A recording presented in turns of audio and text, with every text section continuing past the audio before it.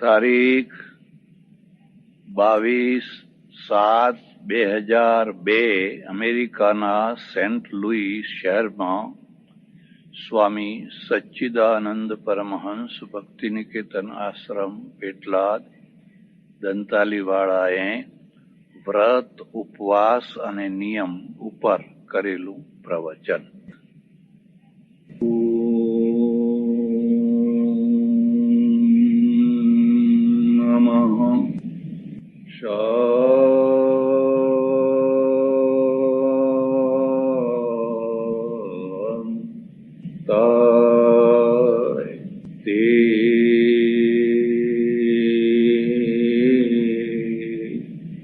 જશે Saint Louis Gujarati સમાજના પ્રમુખશ્રી, ઉપપ્રમુખશ્રી, મંત્રીશ્રી અને બધા એમના સહયોગી ભાઈઓ, સજ્જનો અને બહેન, ચોમાસું ચાલી રહ્યું છે અને ચોમાસામાં અનેક પ્રકારના વ્રતો આવે છે.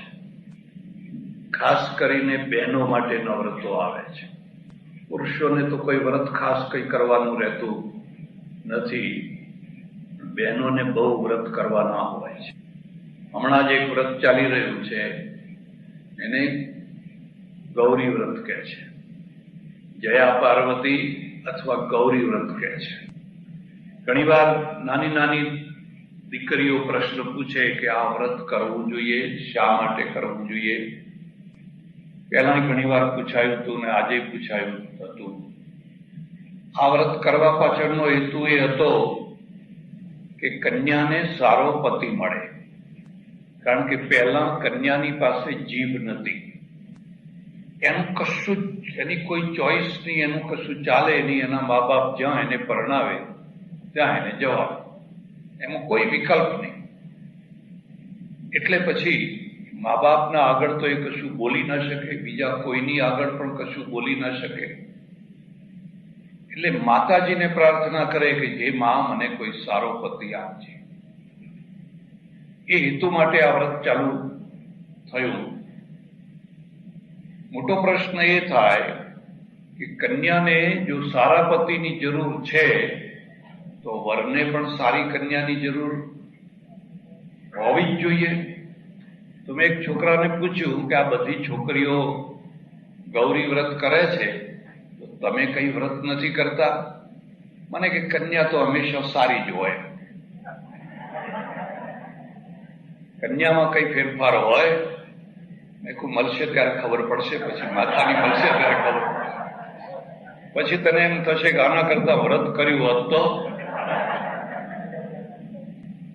ખરેખર વ્રત શું છે એ વિશે થોડી ચર્ચા કરવાની છે. આપણે ત્યાં 3 શબ્દો છે: વ્રત, ઉપવાસ અને નિયમ. વ્રતોપવાસ નિયમૈ વાલ્મીકી રામાયણનો શ્લોક છે અને એમાં બતાવવામાં આવ્યું છે કે આ ઋષિ છે વ્રત, ઉપવાસ અને નિયમના દ્વારા પોતાના શરીરને તપસ્વી બનાવી અને સાધના કરતા. તો વ્રત શું છે? વ્રતના 3 ભેદ છે, યાદ રાખજો. વ્રતના 3 ભેદ છે. એક આપણું બહુ પ્રાચીન વ્રત છે, એ પ્રાયશ્ચિત વ્રત છે. બીજું જે વ્રત છે એ વૈદિક વ્રત છે. અને ત્રીજું જે વ્રત છે એ પૌરાણિક વ્રત છે. તમારે જો હિન્દુઇઝમની બધી વાતોને સમજવી હોય તો આ મુખ્ય 2 ભેદોને ખાસ યાદ રાખવા. પૌરાણિક વ્રતો જુદા છે, વૈદિક વ્રતો જુદા છે. અને પહેલાના જે પ્રાયશ્ચિત વ્રતો છે એ વળી એથી જુદા છે. પ્રાયશ્ચિત વ્રતોનો અર્થ શું છે કે માણસ પોતે પોતાને દંડ દે. પોતાનાથી ભૂલ થઈ હોય, પોતાનાથી પાપ થયું હોય, કોઈ એને દંડ દે કે કોઈ એને સજા ફટકારે, એના કરતા એ પોતે જ પોતાની મેળે પોતાની જાતને દંડ દે, એને પ્રાયશ્ચિત વ્રત કહેવાય. પછી એ કોઈ પણ પ્રકારનું વ્રત કરે એને પ્રાયશ્ચિત વ્રત કહેવાય. એક ઉદાહરણ તમને આપું.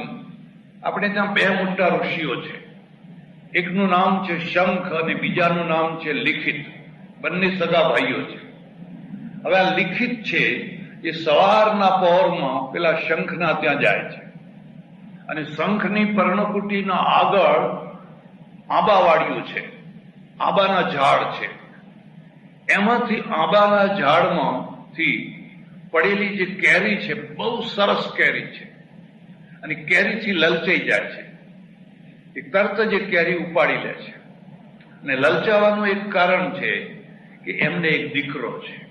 એ દીકરા પ્રત્યેનો પ્રેમ છે યા મોહ છે એટલે તરત જ થયું કે આ મારા દીકરાને આપું તો મને બહુ સારું લાગે.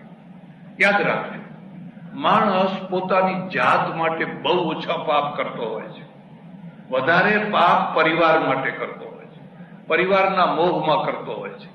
એટલે એને ફટ લઈને કેરી ઉપાડી લીધી.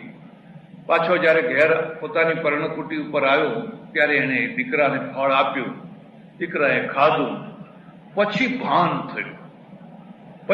થયું, અરે મેં આ શું કર્યું? પારકા બગીચામાંથી, પારકી આંબાવાડિયામાંથી મેં આ કેરી લીધી, મારાથી પૂછ્યા વિના લેવાય નહીં, આ તો ચોરી કરી કહેવાય. અને એને વેદના થઈ. આપણે ત્યાં તમને ખબર હોય તો કલાપીએ કે કોઈ એવા કોઈ બીજા કવિએ કઈ લખેલું છે, રે પસ્તાવો વિપુલ ઝરણું સ્વર્ગથી ઉતર્યું છે, પાપી તેમાં ડૂબકી દઈને પુણ્યશાળી બને છે. ખરી ગંગા પશ્ચાતાપ ગંગા છે. પેલી ગંગા તો ઠીક છે, પણ ખરેખર સાચી ગંગા તો આ પશ્ચાતાપની ગંગા છે. જેને પશ્ચાતાપ થાય એ જ કોઈને કોઈ દિવસે સંત થાય. કોઈ દિવસ કોઈ પાપ જ ના કરે એવો તો કોઈ માણસ જ નથી. એવો તો કોઈ માણસ જ નથી કે જેનાથી નાનું મોટું પાપ ન થયું હોય, ભૂલ ન થતી હોય, ન થઈ હોય, એવો તો કોઈ માણસ જ નથી. પણ જેને પશ્ચાતાપ થાય, અરે મારાથી આ શું થઈ, તો એ પશ્ચાતાપ એમાં ડૂબકી દઈને પુણ્યશાળી બને છે. એ એના મેલને, એના પાપોને ધોઈ નાખશે. અમને બહુ પશ્ચાતાપ, મેં આ શું કર્યું, મારાથી આ શું થઈ ગયું. એણે વિદ્વાનોની સભા બોલાવી અને કહ્યું કે મારે તમને બધાને એક પ્રશ્ન પૂછવો છે. કોઈના બગીચામાંથી, કોઈના આંબાવાડિયામાંથી કોઈ માણસ એક ફળ ચોરે તો એનું પ્રાયશ્ચિત્ત શું થાય? એનું પ્રાયશ્ચિત્ત કેવી રીતે થાય? બધાએ થઈને કહ્યું કે એને ઉપવાસ કરવાના, આ વ્રત કરવાનું, ચાંદ્રાયણ વ્રત કરી લેવાનું, ગાયત્રીના જાપ કરી લેવાના, એ બધું બતાવી દીધું. ફરી પાછું એને પૂછ્યું કે માનો કે એવી કેરી ચોરનારો પોતે ધર્મગુરુ હોય, તો પોતે ધર્મગુરુ હોય અને એને જો ફળ ચોર્યું હોય તો એનું પ્રાયશ્ચિત્ત શું થાય? બધા વિદ્વાનોએ ભેગા થઈને કહ્યું, હસ્ત નિકૃંતનમ, એનો હાથ કાપી નાખવો જોઈએ, એનો હાથ કાપી નાખવો જોઈએ. સામાન્ય માણસે જો આવી ચોરી કરી હોય તો થોડા ઉપવાસ કરાવી દેવાના, વ્રત કરાવી દેવાના, થોડા જપ કરાવી દેવાના. પણ જો ધર્મગુરુ પોતે હોય તો એનો હાથ કાપી નાખવો. એટલે પછી એને કહ્યું કે હું પોતે જ છું, એ મારાથી જ ભૂલ થઈ છે. અને ક્યાં થઈ છે? તો મારા ભાઈના બગીચામાં, મારા ભાઈના આંબાવાડિયામાં. એ ભાઈ ત્યાં જ બેઠેલો. એને કહે નહીં, મારી મિલકત એ તારી જ મિલકત છે ને, ભાઈમાં ક્યાં ભેદ હોય? ભાઈમાં વળી જુદાપણું હતું છે? ના, મારાથી ભૂલ થઈ ગઈ છે અને મારે હવે મારા હાથ કાપવા જ જોઈએ. માટે તમે ભેગા થઈ અને મારા હાથ કાપી નાખો. કોઈની હિંમત ના ચાલી. આ એક કથા છે. પણ આમાંથી એક એટલો બોધ નીકળે છે કે એક જમાનો હતો જ્યારે આપણે ત્યાં સગા ભાઈની કેરી પણ લેવા માટે કોઈ તૈયાર નથી. આજે એક એવી સ્થિતિ છે કે કોઈના બગીચામાં કોઈ ફૂલ રહેવા દેતું નથી, કોઈ કેરી રહેવા દેતું નથી, કોઈ જાંબુ રહેવા દેતું નથી. તમે દેશમાં જઈને જુઓ તો બધા આંબાના ઝાડ કાઢી નાખ્યા. કેમ કાઢી નાખ્યા? કેરી કોઈ પાકવા જ નથી દેતું. કાચી હોય ત્યારથી જ પથરા મારે છે અને બધી તોડ કરે છે. અહીંયા અમેરિકામાં આવીને આપણે જોઈએ તો ઘરના આગળ જ બધા ફૂલ હોય, સરસ મજાના ફૂલ હોય, એને કબ્રસ્તાનમાં જઈને મૂકવા હોય બજારમાંથી ખરીદે, પણ કોઈનું ફૂલ તોડે નહીં. લાંબો હાથ કરીને તોડાય એવા હોય તો પણ એ તોડે. આપણે આ બધું નથી રાખી શકતા. આપણે એમ માનીએ છીએ કે સબ ભૂમિ ગોપાલ કી. મારે એક ઓળખીતી ડોશી હતી બેન, એ સવારના 12 વાગ્યાથી ખાઈ જમી કરીને નીકળી જાય તે 3-4 વાગ્યા સુધી આટલી મોટી થેલી ફૂલોથી ભરી, જેના ત્યાં હોય, કોઈને પૂછવાનું નહીં, કોઈને ગાંચવાનું નહીં, કોઈના બગીચામાં, કોઈની વાડમાં, કોઈના ઘરમાં પૂછ્યા ગાંચ્યા આવે ને આટલી બધી થેલી ભરી જાય. અને કોઈ પૂછે કે પણ શું કરશો, તો કે ભગવાનને માળા કરવી છે, ભગવાનને ચડાવવાના છે. અરે ભગવાનને 2 ફૂલ ચડાવવાના હોય, 4 ફૂલ ચડાવવાના હોય, અને આ પૂછ્યા ગાછા વિના એમાં શું પૂછવું હતું? એમાં શું પૂછવું હતું? એટલે એક વ્રત એવું છે, એક સમય એવો છે કે માણસ છે એ પોતાના પશ્ચાતાપ માટે અમુક પ્રકારનું વ્રત લે છે અને વ્રતના દ્વારા પોતાની જાતને સુધારે છે. એમાં ચાંદ્રાયણ વ્રતો છે, બીજા બધા ઘણા વ્રતો બતાવેલા છે. આ બધા વ્રતો ચાલતા હતા અને માણસ પોતે જ પોતાની મેળે પોતાને દંડ દેતો હતો. પછી એક બીજો વ્રત આવ્યા અને એ વૈદિક વ્રત છે. તમે ખાસ ધ્યાનથી આને સાંભળજો.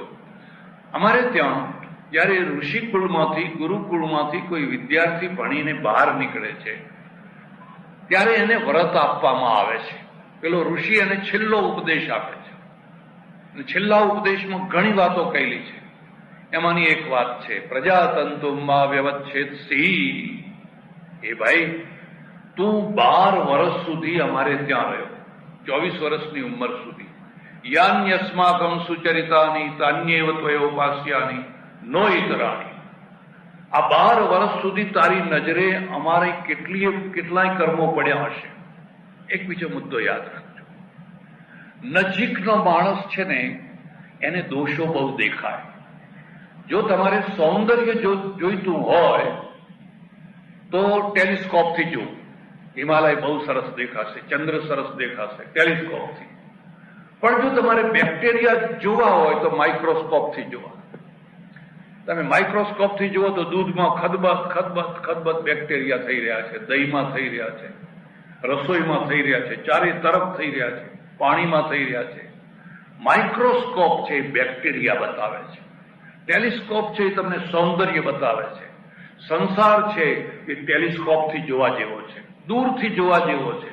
જો બહુ નજીક ગયા તો પછી કીડા ખદબદ થઈ ગયા છે. એટલે પેલા ઋષિ કહે છે કે તું 12 વર્ષ સુધી અમારે ત્યાં રહ્યો અને અમારી સાથે રહેવાથી માણસને સારી વાતો જલ્દી નથી ગળે ઉતરતી, ખરાબ વાતો જલ્દી ગળે ઉતરી જાય છે.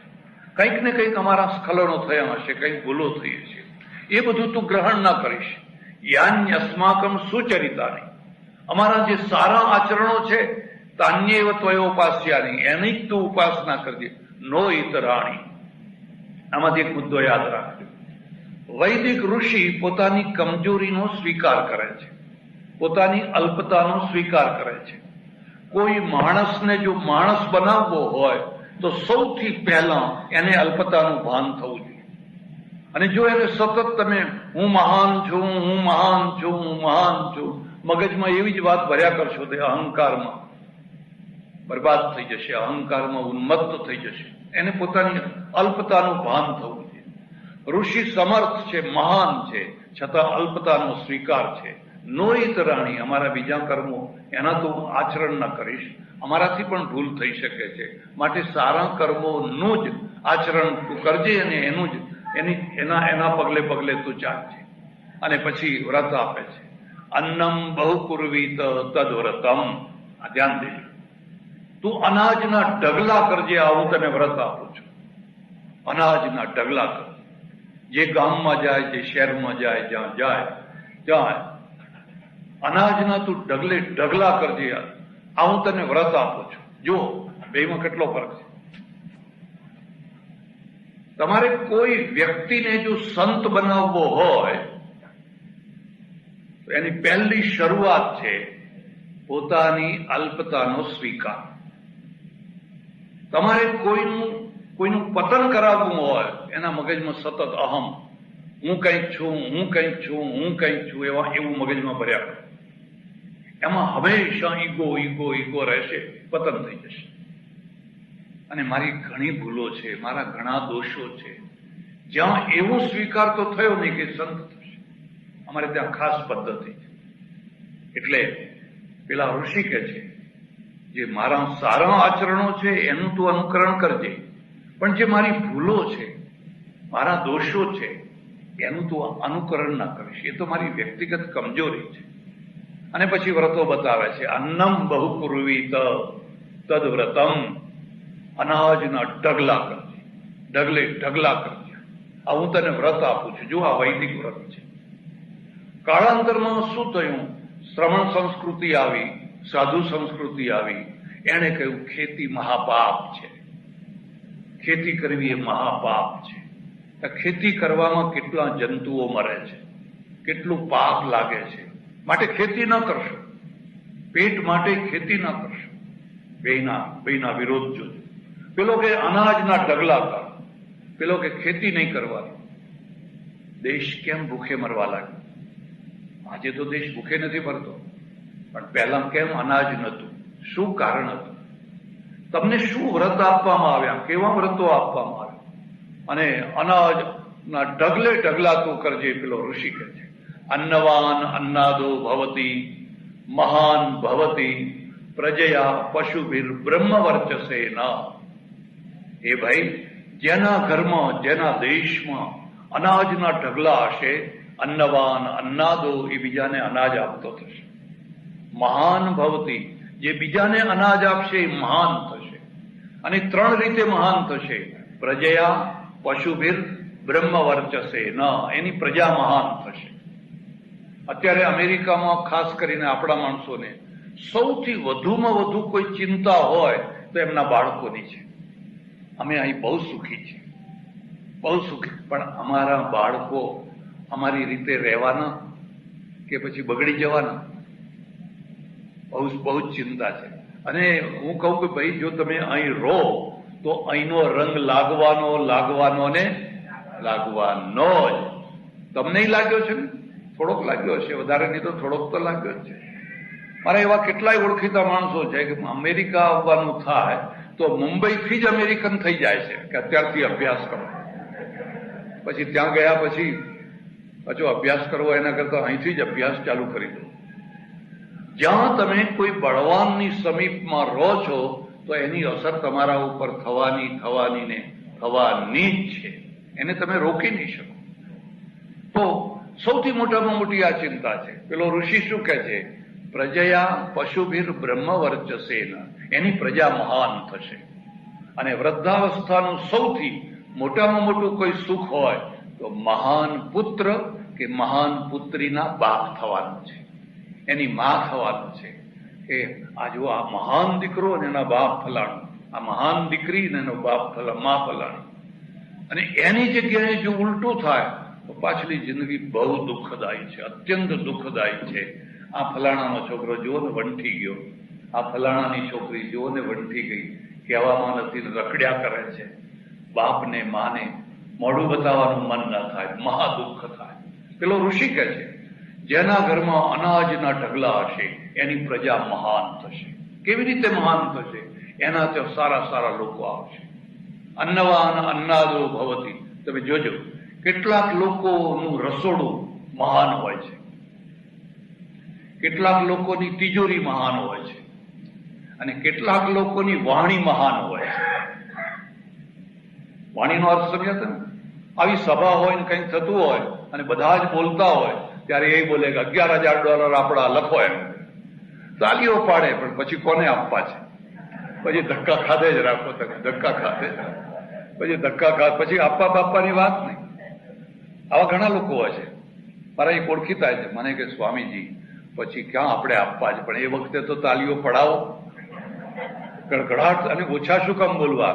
કોઈ 1,000, 2,000, 5,000, આપણે સીધા 11,000 બોલવા. તમારે ત્યાં આના માટે ખાસ શબ્દ વપરાયેલો છે આવા માણસો માટે, ધપોડ શંખ. આ શબ્દ યાદ રાખજો, એના માટે શબ્દ વપરાયેલો છે ધપોડ શંખ. થોડી કથા કહી દો એની. બ્રાહ્મણ હતો ને, બહુ ગરીબ હતો. આ પણ કહું તમને, જો ગરીબીની વાત કરવી હોય તો બ્રાહ્મણને લઈ આવવાનું. બ્રાહ્મણ ગરીબ હતો, કેમ કે કંઈક પુરુષાર્થ કરે નહીં, સીધું આવે ત્યારે ખાય.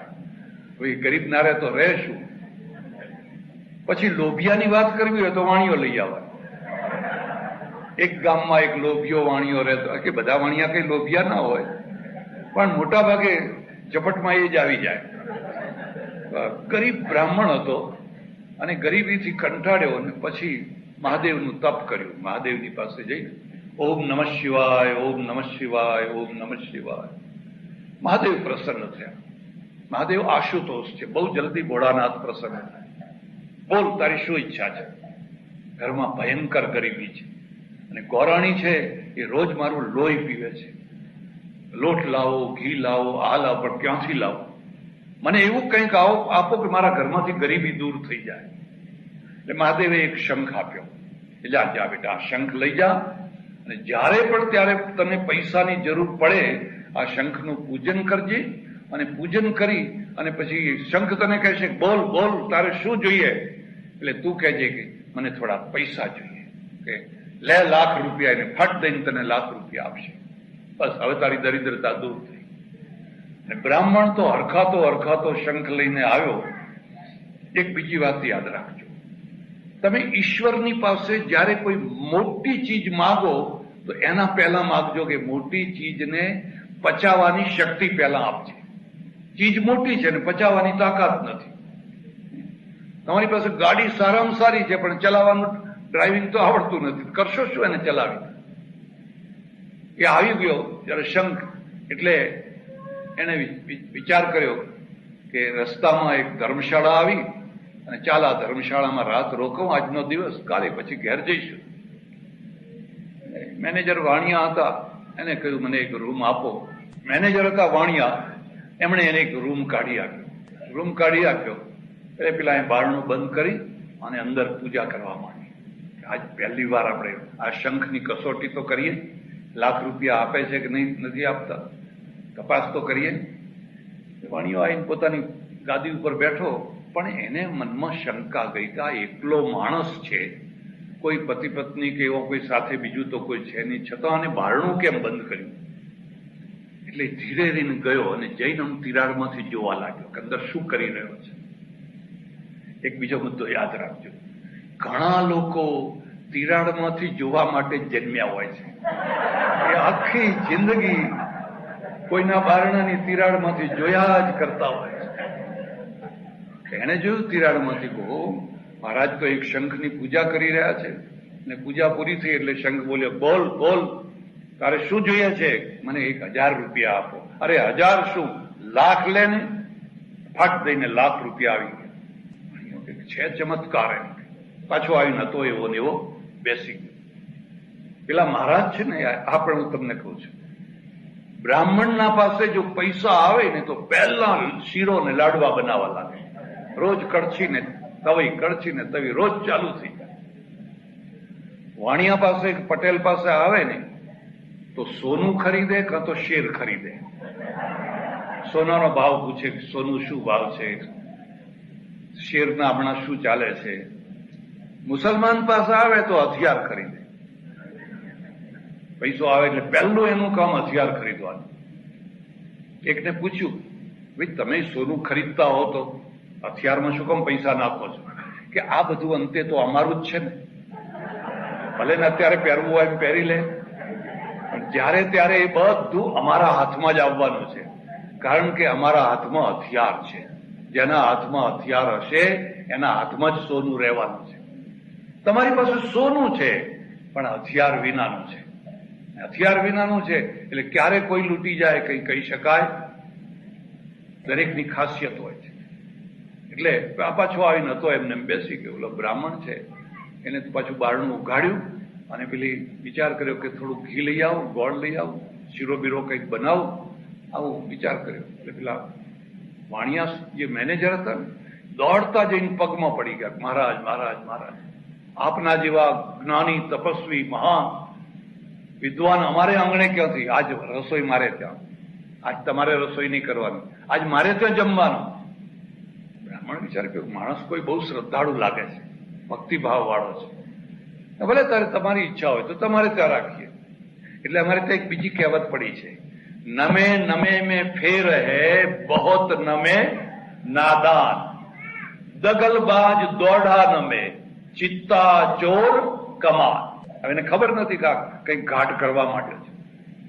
એને તો પેલા રસોડું બતાવ્યું, બધું સીધું આપ્યું ને ગોળ બાપા તો લાડવા કરવા માંડ્યા. આણે હોશિયારી શું કરી કે ધીરે રહીને પેલા રૂમમાં જઈ અને પેલો શંખ હતો એ લઈ લીધો અને એની જગ્યાએ બીજો બનાવટી શંખ મૂકી દીધો. આને ખબર નથી કે આ લાડવામાં એનો શંખ ગયો. પછી તો જેને આનંદ કર્યો લઈને વિદાય થઈને ઘેર ગયા. ઘેર ગયા અને ફરી પૈસાની જરૂર પડી, પાછી પૂજા કરી, પણ શંખ કઈ બોલ્યો? શંખ અક્ષરે ના બોલ્યો. ફરી અરે કેમ, શું થયું, શું થયું, શું થયું? બીજી વાર, ત્રીજી વાર, ચોથી વાર, પાંચમી વાર, પણ શંખ તો કશું બોલે જ નહીં. ફરી પાછો મહાદેવ પાસે ગયો, ફરી તપસ્યા કરી. તપસ્યા કરી મહાદેવે કહ્યું હવે કેમ આવ્યો? કે દરિદ્રતા એવી ને એવી જ છે, મારો શંખ કઈ ચોરાઈ ગયો છે, કોઈ લઈ ગયું છે. તો હા લઈ ગયો છે, પેલો મેનેજર જે વાણિયો છે ને એને લઈ લીધો છે. તો હવે હું શું કરું? કે ચિંતા ના કર, હવે હું તને એક બીજો શંખ આપું છું. આ બીજા શંખની એક ખાસિયત છે કે તું એમ કહીશ કે મને 1000 રૂપિયા આપો, ત્યારે એ કહેશે લાખ લેને, અરે કરોડ લેને, અરે 2 કરોડ લેને, અરે 10 કરોડ લેને, પણ આપશે નહીં. બોલશે ખરો પણ આપશે. આઈને પાછો ફરી એની એ જ ધર્મશાળામાં ઉતર્યા. પેલા વાણીએ જોયું કે હા મહારાજ પહેલા આવેલા પેલા શંખ એ જ લાગે છે. ફરી પાછી એને પૂજા કરવા માંડી. પાછો તિરાડમાંથી જોતો રહ્યો.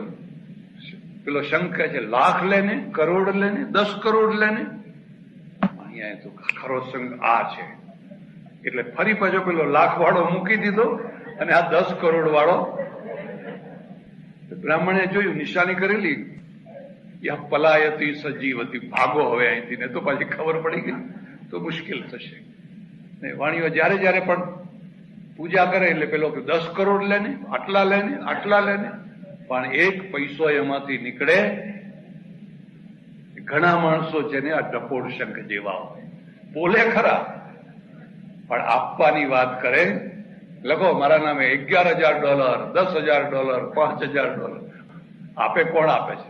આપવાની બિલકુલ વાત.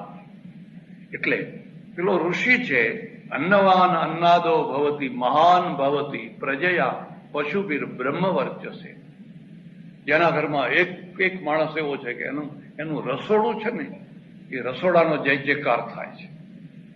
એક માણસ એવો છે કે એની તિજોરીનો જય જયકાર થાય છે.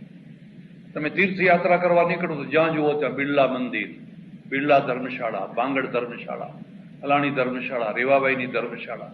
તિજોરીમાંથી પૈસા નીકળ્યા અને એ પૈસા કેટલા લોકોના માટે આશ્રય સ્થાન બનાવી આપ્યું. એટલે એ તિજોરીનો જય જયકાર છે.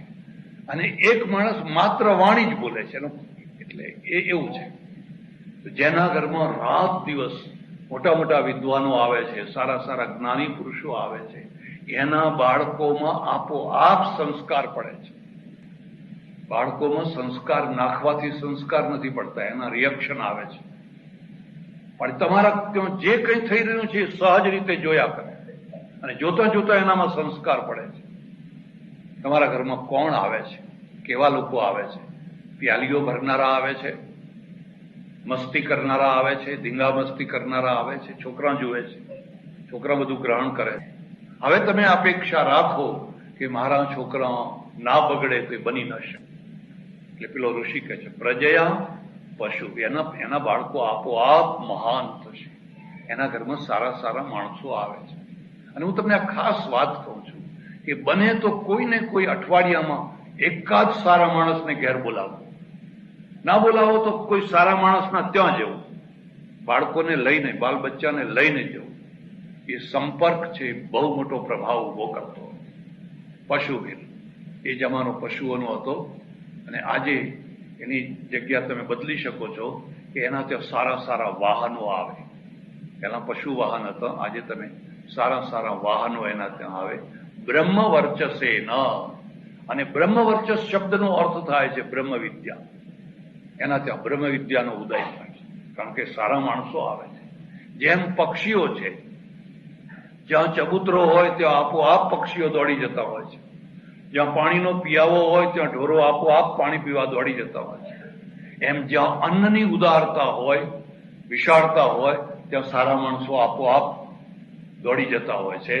એટલે પેલો કે છે અન્નમ બહુ કુર્વીત તદ વ્રતમ, એ ભાઈ તું ઘેર જા અને અનાજના ઢગલા કરજે, આ હું તને વ્રત આપું છું. આ એક બાજુ છે.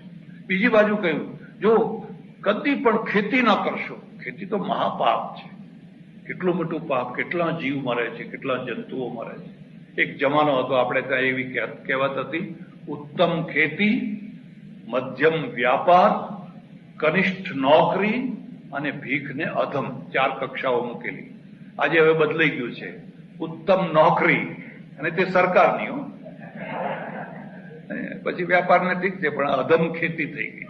પણ આ આપણું વૈદિક કાળનું વ્રત, એ વ્રત આપણે ચૂક્યા, અને ચૂક્યાના પરિણામે ભારતમાં ભૂખમરો આવ્યો. ભારતમાં કેટલા દુકાળો પડ્યા, કેટલા, અને પગ ઘસી ઘસીને લોકો મરી ગયા. બંગાળમાં 35 લાખ માણસો દુષ્કાળમાં મરી ગયા, પગ ઘસી ઘસી. અને અમેરિકાના અનાજ ઉપર અહીંથી બધી સ્ટીમરો ભરી ભરીને અનાજ આવે, આટલા નાના નાના ઘઉં, લાલ જુવાર, અને એ બધું ખાઈ ખાઈ અને કેટલા વર્ષો આપણે વિતાય.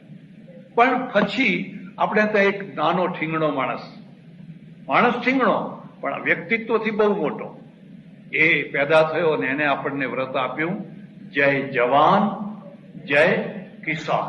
દેશ એ તરફ વળ્યો. આજે તો દેશમાં અનાજના ઢગલા છે, ગોદામોમાં અનાજ સડી રહ્યું છે, એટલું અનાજ ભેગું થયું છે, કારણ કે આપણે એ તરફ વળી ગયા. તમારામાં શક્તિ છે, પ્રેરણાની જરૂર છે, માત્ર પ્રેરણાની જ જરૂર છે. પણ મારે એ વાત નથી કરવી. મારે તો તમને એટલું જ કહેવું છે, આ આપણી વૈદિક પરંપરાનો વ્રત છે. એમાંનું એક બીજું વ્રત છે, સ્ત્રીઓને કહ્યું તમારે ગૌરી વ્રત કરો, જયા પાર્વતીનું કરો, ઊભી ચોથ કરો, આડી ચોથ કરો, બધા ઓહો કેટલા વ્રતો. એ બધા પૌરાણિક વ્રતો છે. તમારું ખરું વ્રત શું છે? પતિવ્રત. પતિવ્રત. તમે જો લગ્ન કર્યા છે તો પતિમાં સમર્પિત છો, અને પતિમાં જો સમર્પિત છો તો પતિનું વ્રત એ જ તમારું વ્રત છે. 2 વ્યક્તિત્વ નહીં. 2 વ્યક્તિત્વમાં દાંપત્યની સિદ્ધિ ના થાય. શરીર 2 પણ વ્યક્તિત્વ 1, એમાંથી એક દાંપત્ય ઊભું થાય અને દાંપત્યનું સુખ મળે. પણ બેયના વ્યક્તિત્વ જુદા હોય, બેયનું અસ્તિત્વ જુદું હોય તો દાંપત્ય ના મળે. ચોખ્ખો કાચો છે, મગની દાળ પણ કાચી છે, ખીચડી ના થઈ શકે. હવે તમે કડકડ કડકડ કડકડ, બેય કાચા છે, કારણ કે બેય કોરડું છે. કોરડું ન સમજો ને, ઘણા કોરડું હોય ને ગમે એટલું ઉકાળો પાણી પથરા જેવું છે, એમને એમને એમ રહી જાય. દાંપત્યનો અર્થ જ થાય છે એકબીજામાં ઓતપ્રોત થઈને મિક્સ થઈ ગયું. મારે ઘણા વર્ષો પહેલા મહારાષ્ટ્ર જવાનું થયેલું, અને ત્યાં થાણેમાં હિન્દુ સમાજના બહુ મોટા મોટા કાર્યક્રમો હતા. એમાં એક દિવસ બહેનોનો, મહિલાનો કાર્યક્રમ હતો, અને જેના ઘરમાં હું ઉતરેલો, મહારાષ્ટ્રીયન બ્રાહ્મણ, કે બહુ મોટો ચાર્ટર્ડ એકાઉન્ટન્ટ, બહુ સજ્જન સંસ્કારી, એની પત્ની પણ બહુ ભણેલી. એટલે પછી બહેનોની સભામાં પ્રવચન કરીને હું સાંજે આવ્યો તો મેં પેલી બહેનને કહ્યું, તું આટલી મોટી વિદુષી છે, આટલું બધું ભણેલી છે, આજે બહેનોનો કાર્યક્રમ હતો તો તારે થોડા 2 શબ્દો તો બોલવાતા. એની જગ્યાએ એના પતિ બોલ્યા, તો તારે 2 શબ્દો તો બોલવાતા ને. એટલે પેલી બેન કે ના મારે બોલવાની કઈ જરૂર નથી, એ બોલે છે ને એટલે હું જ બોલું છું. મને એમ જ લાગે, જયારે તાળીઓ પાડે લોકો ત્યારે મને એમ જ થાય, મારામાં ને એનામાં કશો ફરક નથી. એના વિજયમાં મારો વિજય છે, એના જય જયકારમાં મારો જય જયકાર છે. મને જરાય જુદું નથી લાગતું. તો પેલો એનો ઘરવાળો મને કે સ્વામીજી ખરી વાત કહું ને, કહો. એનું લખેલું જ હું વાંચતો હતો, એમ મારું કશું જ નતું, એને લખી આપેલું ને એ જ હું વાંચતો. જો બેયમાં સંઘર્ષ નથી, બંનેમાં સંઘર્ષ નથી. કેમ? બંને એકબીજામાં ઓતપ્રોત થઈ ગયા છે. અને ઓતપ્રોત ક્યારે થવાય? જયારે પતિ વ્રત ગ્રહણ થાય ત્યારે. આ પણ એક વ્રત છે, અને બહુ અઘરું વ્રત, બહુ અઘરામાં અઘરું વ્રત છે. પણ જો એ વ્રત પાર પડ્યું તો બેડો પાર થઈ ગયો. સત્યવાન ને સાવિત્રી છે, યમરાજા પાસેથી છોડાવીને પાછી લાવી શકે એટલું એ મહાન વ્રત છે. અને એ મહાન વ્રતની આપણે ત્યાં એટલી બધી કથાઓ છે, એટલી બધી કથાઓ છે. મારે આશ્રમમાં તમે કોઈ વાર આવો તો જોજો, મેં એક જશમા ઓડણનું સ્ટેચ્યુ મૂકેલું છે. બીજા બધા ઘણા મૂક્યા છે, પણ એક જશમા ઓડણનું. ઓડ જાણો છો? માટી ખોદે, માટી કામ કરે, આખો દિવસ 80 ટોપલા ભરી ભરી અને પાડ ઉપર નાખે. ઉત્તર ગુજરાતમાં દુષ્કાળ પડેલો અને એ વખતે સિદ્ધરાજનું રાજ, અને સિદ્ધરાજે મિનળ સરોવર છે એ સરોવરને ખોદાવા માંડેલું. એમાં ઘણા ઓડ આવેલા. આ ઓડ બધા પશ્ચિમ એશિયામાંથી આવેલા છે. આખું એનું તમે જુઓ તો એનો ફેસ ગૌર છે, વાળ સોનેરી છે, આંખો બ્લુ છે. તમને ખબર પડી જાય કે આ બહારથી આવેલી પ્રજા છે. તો એમાં એક જસ્મા નામની સ્ત્રી અને એનો પતિ એ બે ખોદીને પહાડ ઉપર નાખ્યા. સિદ્ધરાજ છે ને રોજ ઘોડા ઉપર બેસી અને બધું કામ જોવા આવે, ને જોતા જોતા એની નજર જસ્મા ઉપર પડી. કઈ જુવાની અને કઈ સૌંદર્ય. એના ઉપર જ એની નજર સ્થિર થઈ ગઈ. નજર સ્થિર થઈ ફરી બીજી દિવસે આવે, ત્રીજા દિવસે આવે, ચોથા દિવસે આવે, પાંચમા દિવસે આવે. એને એના આગળ આવીને ઉભા રહ્યા વિના ચેન ના પડે. કેટલાક પુરુષોને તમે જોજો, બહેનોના બહુ કામ કરે, પુરુષોના ના કરે. કોઈ પુરુષ કામ બતાવે ના કરે, બહેનો કામ ના બતાવે તો દોડીને કરે. સેવાભાવી હોવા જોઈએ.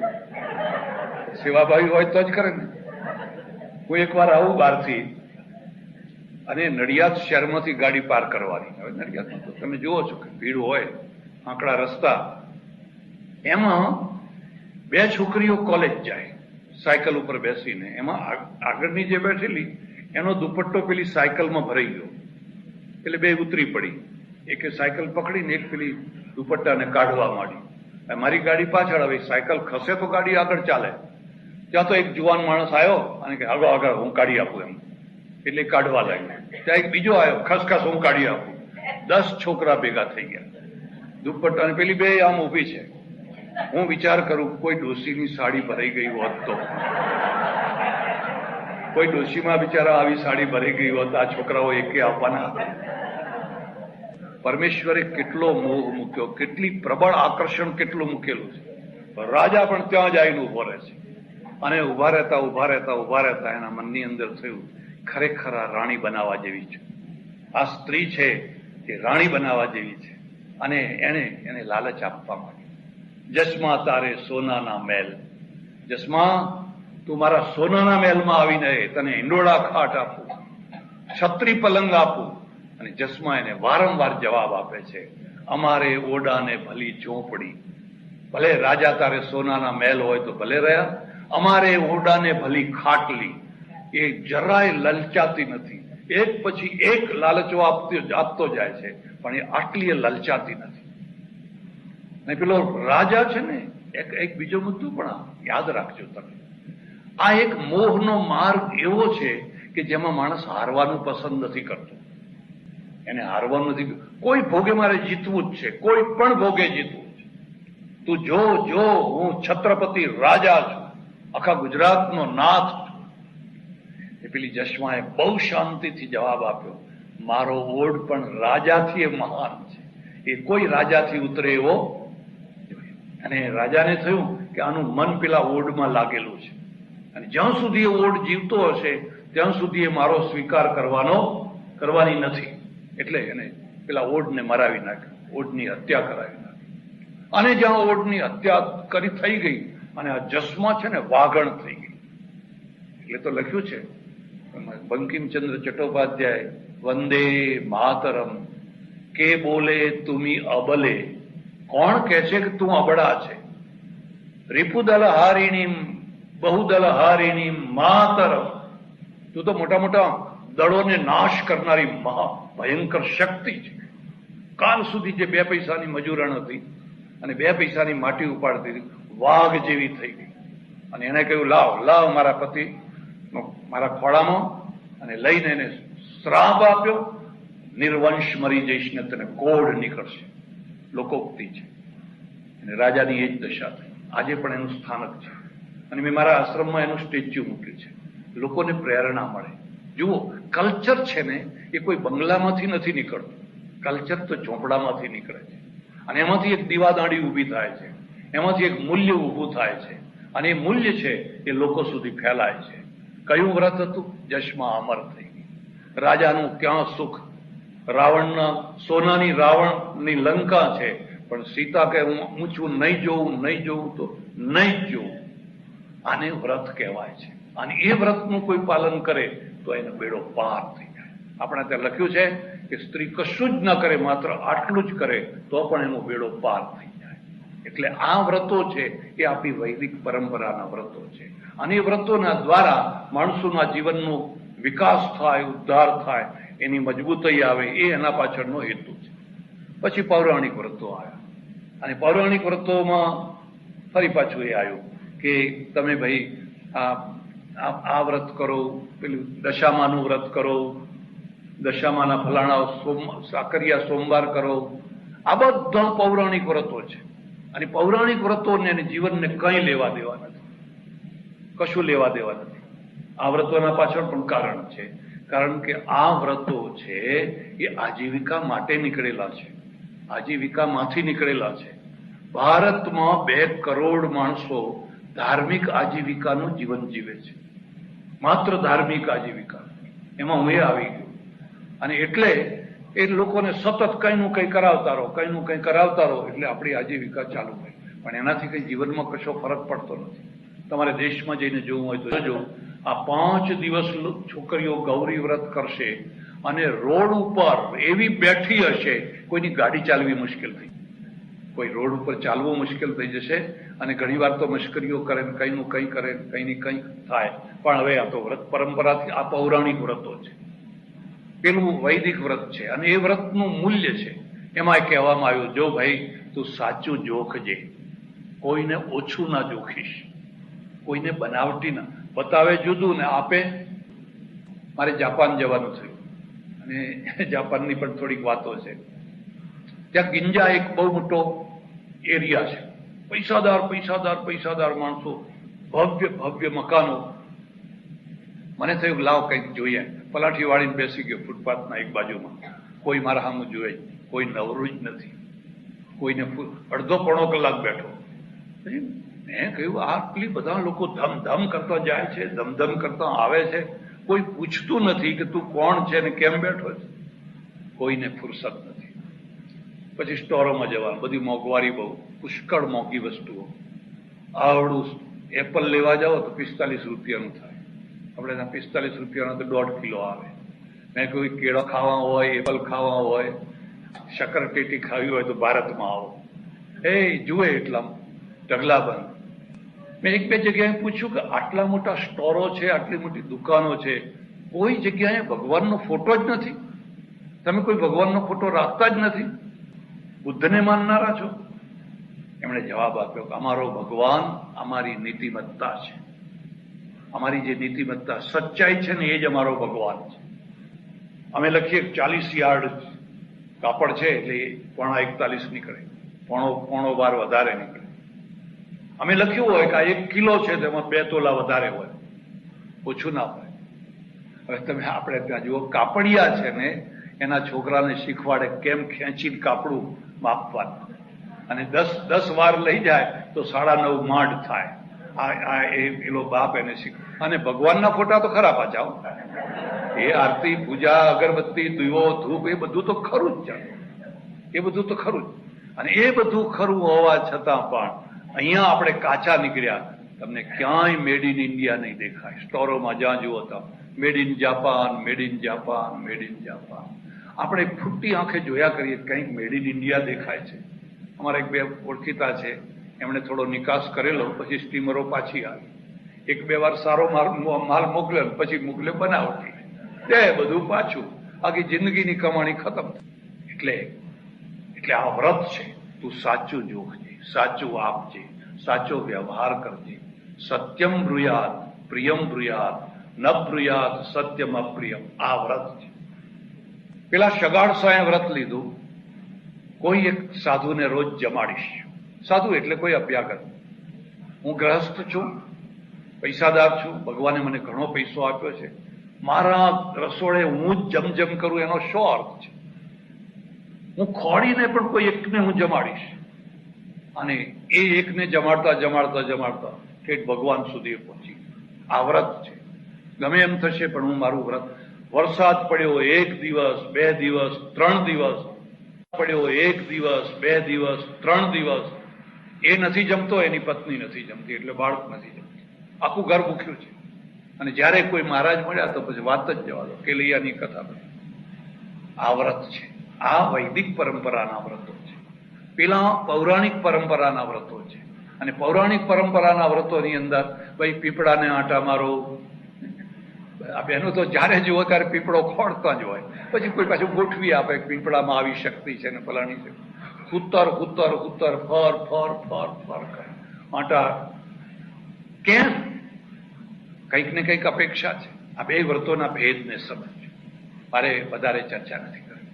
પછી વ્રતોપવાસ નિયમે 3 શબ્દો છે. ઉપવાસ, એના પણ 2 રૂપ છે. એક રૂપ છે ઉપનિષદ વૈદિક પરંપરા. એનો અર્થ થાય છે ઉપ એટલે સમીપે. જેના સમીપમાં તમારો વાસ હોય એનું નામ કહેવાય ઉપવાસ.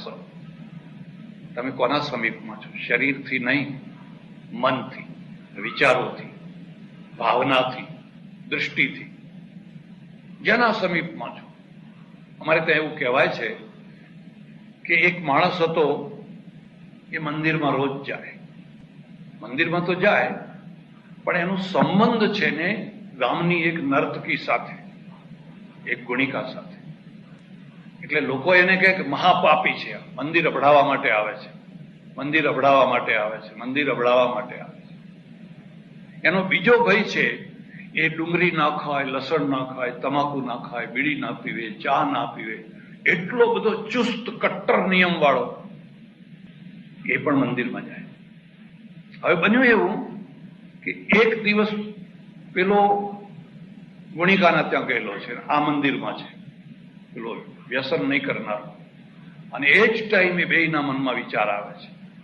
પેલો મંદિરમાં ઉભો ઉભો કહે છે, હા હા, એ કેવી મોજ મસ્તી કરતો હશે, કેવો આનંદ પ્રમોદ ઉઠાવતો હશે, અરે રે હું અહીં આવી ગયો. પેલાને ત્યાં એના ત્યાં વિચાર થાય છે કે હું કેટલો પાપી છું. મારો ભાઈ મંદિરમાં છે અને ભગવાનના દર્શન કરે છે, અને દર્શન કરતા કરતા એના આત્માનું કેટલું કલ્યાણ થતું હશે. બેયનું મૃત્યુ થયું. પેલો છે ને એને ભગવાનના ત્યાં લઈ ગયા ને આને નરકમાં લઈ ગયા. કેમ? હું તો કે ભગવાન પાસે મંદિરમાં ઉભો હતો, તું મંદિર સમીપ પણ બેઠો છે. જ્યારે જુઓ ત્યારે, જો તમે પરમેશ્વરની સમીપમાં છો, રહો છો, તો તમે રોજ ઉપવાસ કરો છો. તમે રોજ ઉપવાસ, રોટલા ખાઈને પણ ઉપવાસ કરો છો. એના સમીપમાં રહેવું એ ઉપવાસ. પણ એ સમીપમાં રહેવાનું જે ઉપવાસનું લક્ષણ છે એ ગૌણ થઈ ગયું. અને મહત્વ શું થઈ ગયું કે આજે 11સ કરી છે, આજે આઠમ કરી છે, આજે 14સ કરી છે. અને કરી છે એટલું જ નહીં, પાછું ફરી ફરીને બધાને કહેવાનું, ફરી ફરીને કહેવાનું. અને 11સ કરો એટલે 11 વસ્તુઓ તો ખાવી જ પડે. 11 વસ્તુઓ ના ખાવ તો 11સ કહેવાય. આ પૌરાણિક. અને એની કથા બનાવી દીધી કે 11સ કરી હતી અને પછી દૂતો આવ્યા, યમદૂતો. વિષ્ણુના દૂતે કહ્યું, ચલો હટો, આ તો 11સ વાળો છે, અમે લઈ જઈશું એને ધામમાં, વૈકુંઠના ધામમાં. વૈકુંઠનું ધામ બહુ સસ્તું બનાવી દીધું. બસ તમે 11સ કરો, ખાલી એક તિલક કરી દો, તમને તરત જ વૈકુંઠનું ધામ મળી જાય. પેલું વૈદિક વ્રતો છે. અને એ વ્રત કહે છે તું પરમેશ્વરની સમીપમાં રહે. જ્યાં તને પરમેશ્વર દેખાય ત્યાં સમીપમાં રહે. તો તું ખાઈ પીને પણ રોજ તારો ઉપવાસ છે. અને આ ઉપવાસ કર્યા છતાં પણ તું દૂર છે. અને ત્રીજી વસ્તુ છે કે નિયમ છે. અમારે ત્યાં નિયમ પણ બતાવે. જિંદગીમાં નિયમ હોવા જ જોઈએ. વ્રત પણ હોવું જોઈએ, ઉપવાસ પણ હોવો જોઈએ, નિયમ પણ હોવા જોઈએ. જો આમાંથી એક પણ જીવનમાં ન હોય તો જીવન લૂઝ થઈ જશે. જીવનમાં જે શક્તિ ઊભી થવી જોઈએ એ શક્તિ ઊભી નહીં થાય. પણ નિયમ શું કરવા? તો લોકો જાત જાતના નિયમ લે છે, જાત જાતના. અને એવા નિયમ લે છે જેમાં એમને પોતાને અગવડ પડે અને લોકોને અગવડ પડે અને લોકો હેરાન થાય, લોકો દુઃખી થાય, એવા નિયમ લે છે. મારે ત્યાં એક સજ્જન આવ્યા, વૃદ્ધ પુરુષ. રાત રહ્યા, સવારે કહ્યું ચાલો, મેં ચા નાસ્તો કંઈ કરો. હું એમને લઈ ગયો. ગાંધીવાદી ખાસ વૃદ્ધ માણસ હતા. પછી ચાનો કપ આપ્યો. મને કે આ ગાયના દૂધમાંથી બનેલી છે? મેં કહું હા. આશ્રમમાં ગાયો હતી, ગાયના દૂધમાંથી. બહુ ખુશ થયા, રાજી થઈ. પછી કંઈક લાડુ વાડુ પડેલો તો લાડુ આપ્યો. મને કે ગાયના ઘીમાંથી આ લાડુ બનાવ્યો છે? મેં કહું હા, એ બરાબર છે. એ બરાબર હતું. પછી હવે ભયંકર પ્રશ્ન આવીને ઉભો રહ્યો. હવે આ લોટ છે હાથની ઘંટીથી દળેલો છે. હવે મારું મગજ છે ને એ ગરમ થઈ ગયું. અરે ભાઈ, ગાયનું દૂધ હતું, ગાયનું ઘી હતું, પણ હવે હાથની ઘંટી ક્યાંથી લાવવી? તો પેલી ઘંટીમાંથી દળેલો, પેલી ચક્કી હોય ને ઇલેક્ટ્રિકની, તો કે મારે કામમાં નહીં આવે. મેં કોઈ એક કામ કરો તમે, હવે જ્યાં જાઓ ત્યાં એક ગાય લઈ જવી, એક ઘંટી લઈ જવી, અને સાથે ને સાથે બધો રસાલો ફેરવો. તમે દુઃખી થાવ છો અને બીજાને પાછા દુઃખી કરો છો. આવા નિયમ કદી ના લેવા. કદી પણ જિંદગીમાં અનાવશ્યક કઠોર નિયમો લેવાની. કઠોર નિયમો તમને દુઃખી કરશે અને લોકોને દુઃખી કરશે. તમે કોઈના ત્યાં મહેમાન થઈને જાઓ તો એને દુઃખ દેવા ના જશો. હું આ નથી ખાતો, મારાથી આ નહીં ચાલે, મારે આવું નહીં ચાલે, મારો આવો નિયમ છે. એ નિયમ નહીં, તો નિયમ બતાવ્યા છે અને એ વૈદિક પરંપરાના નિયમ છે. એમાં લખ્યું છે શૌચ, સંતોષ, તપ, સ્વાધ્યાય, ઈશ્વર પ્રણિધાનાની નિયમા. યોગ 5 નિયમો બતાવ્યા છે. એમાં સૌથી પહેલો નિયમ બતાવ્યો છે શૌચ. પવિત્ર રહેવું, મલિન ના રહેવું, ગંધાતા ના રહેવું. તમારું શરીર, તમારા કપડાં, તમારો ચહેરો, તમારી આંખો, તમારું બધું જ પવિત્ર શૌચ હોવું જોઈએ, સ્વચ્છ હોવું જોઈએ. જો તમે ગંધાતા હશો, જો નાતા ધોતા નહીં હો અને ગંધાતા કપડાં પહેર્યા હશે, તો તમે સજ્જનોની સાથે બેસી નહીં શકો. લોકો તમારા પ્રત્યે ઘૃણા કરશે. એકવાર એક સજ્જનના ત્યાં જમવા જવાનું થયું. મારી બાજુમાં જ બેઠેલા અને એક ભાઈએ આવીને એમની ઓળખાણ આપી. મને કે આ તો બહુ મોટા તપસ્વી છે. બહુ મોટા તપસ્વી? તો શું તપ કરે છે? 40 વર્ષથી દાંતણ નથી કર્યું. મને 40 વર્ષથી એમણે દાંતણ નથી કર્યું. કે પેલા એ ફટ દઈને 32 બતાવી તો મને હમણાં જાણે ઉલટી થઈ જશે. મને બંધ કરો, મોઢું બંધ કરો, મોઢું બંધ કરો. હવે દાંતણ ન કરવું એને આને નિયમ બનાવી દીધો છે અને એને તપ માની લીધું છે. ચાણક્ય લખ્યું છે કુચૈલિનમ દંતમલોપધારિણમ બહવાશિષમ નિષ્ઠુર ભાષિણં ચ. જે હંમેશા મેલા કપડા પહેરે છે, કુચૈલિનમ, અને જેના દાંત જ્યારે જુઓ ત્યારે બગડેલા ને બગડેલા, દંતમલોપધારિણમ બહવાશિષમ, જે ખાખા કરે છે, નિષ્ઠુર ભાષિણં ચ, અને જે જ્યારે જુઓ ત્યારે નિષ્ઠુર ભાષા બોલે છે. મૃદુ ને મધુર ભદ્ર ભાષા નથી બોલતો, નિષ્ઠુર ભાષા બોલે છે. જે સાંજ પહેલા સૂઈ જાય છે, હજુ સૂર્યાસ્ત નથી થયો, સૂઈ જાય છે, અને સૂર્યોદય પછી ઉઠે છે. લક્ષ્મી કહે છે યદિ ચક્રપાણી, એ સાક્ષાત વિષ્ણુ હોય તો પણ હું એનું ઘર છોડીને ચાલતી થઈ. આવા માણસના ઘરમાં લક્ષ્મી રહે નહીં. ચાણક્ય લખ્યું છે. એટલા માટે લખ્યું છે કે આપણા મનમાં આ બધી સ્વચ્છતા રહે. તમારું પાણીયારું કેવું છે, તમારા લોટા કેવા છે, તમારું આંગણું કેવું છે, તમારું ઘર કેવું છે, તો જ લક્ષ્મી રહે, નહીં તો લક્ષ્મી ના રહે. યદિ ચક્રપાણી, જો ચક્રપાણી હોય તો પણ હું એનું ઘર છોડીને ચાલતી હતી. આ વ્રત આપ્યું શૌચ, તું સ્વચ્છ રહેજે, મલિન ના રહીશ. સંતોષ, પછી બીજું વ્રત આપ્યું, નિયમ બતાવ્યો, તું સંતોષ કરજે, તૃપ્તિ કરજે, પુરુષાર્થ કરજે, 2 પૈસા કમાજે. પેલા ઋષિએ કહ્યું છે બુદ્ધ્યૈ ન પ્રમદિતવ્ય, 2 પૈસા કમાજે, પણ સંતોષ કરજે. અને ક્યાં સંતોષ કરવો અને ક્યાં ના કરવો એનું પણ બાજુ બતાવી ચાણક્ય. સંતોષ સ્ત્રીષુ કર્તવ્ય, સ્વદારે ભોજને ધને. એ ભાઈઓ 3 જગ્યાએ સંતોષ કરજો. પોતાની પત્નીમાં, પોતાના પતિમાં, સ્વદારે ભોજને ધને, ભોજનમાં અને ધન.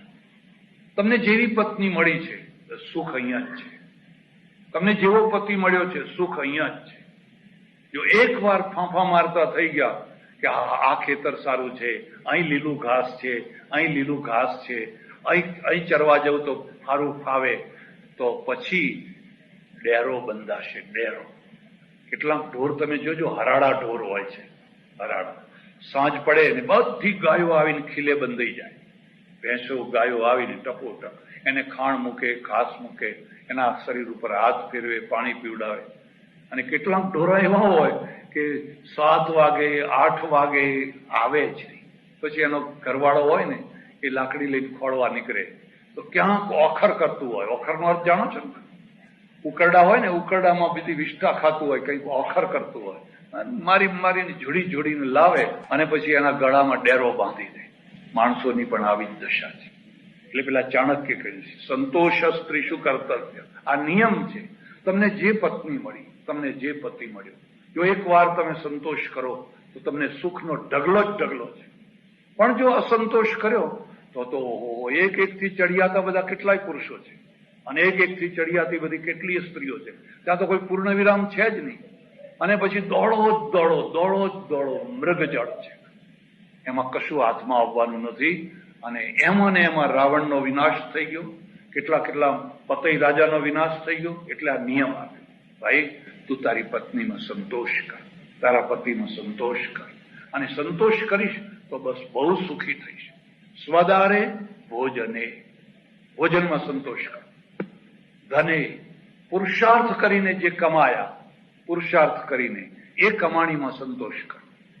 બીજાને જોઈને ના થાવ કે એને આમ બંગલો બાંધ્યો તો હું બાંધું, એને આમ કર્યું તો હું આમ કરું. એવું ના કરો. એને ભલે કર્યું હોય, પણ તમારે ઘસઘસાટ ઊંઘવું છે ને, સારી રીતે જીવવું છે ને, તો બહુ થઈ. ઝૂંપડામાં સારી રીતે રહી શકાય અને બંગલામાં સારી રીતે રહી શકાય. શરત એ છે કે તમને સંતોષ છે. જો હડકવા હાલ્યો, હળ નથી બાલ બચ્ચાના, નથી ખાવાના, નથી ઊંઘવાના, નથી પીવાના, અને જ્યારે જુઓ ત્યારે અડકાયા કૂતરાની માફક દોડ કરે. સુખ ક્યાં છે? ક્યાં છે સુખ? આવા માણસો પૈસો કમાતા હોય છે પણ ઘર ખોઈ બેસતા હોય છે. અને જ્યારે ઘર ખોઈ બેસતા હોય તો મોડે ખબર પડતી હોય છે કે મારું ઘર તો ખતમ થઈ ગયું. નેપોલિયનના માટે એવું કહેવાય છે, નેપોલિયન દુનિયાને જીતવા માટે નીકળ્યો અને કેટલા વર્ષો સુધી એને અહીં જીત્યો, બધી આખી અડધી દુનિયાને જીતીને જયારે પાછો ફર્યો તો એની ઘરવાળી છે ને કોઈ બીજા પુરુષ સાથે પ્રેમમાં પડી ગઈ.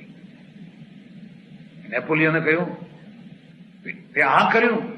એની સ્ત્રીએ જવાબ આપ્યો, તમે આખી દુનિયાને જીત્યા પણ મને ના જીતી શક્યા. તમે મને ના જીતી શક્યા કારણ કે હું છે એ હથિયારથી જીતાનારી વસ્તુ નથી, હું તો પ્રેમથી જીતાનારી વસ્તુ. તમે મને છોડીને ચાલતા થયા. અને નેપોલિયનને ખબર પડી, ઓહો, ઘરમાં હું હારી ગયો. આખી દુનિયામાં જીત્યો પણ મારા પોતાના ઘરમાં જ હું હારી ગયો.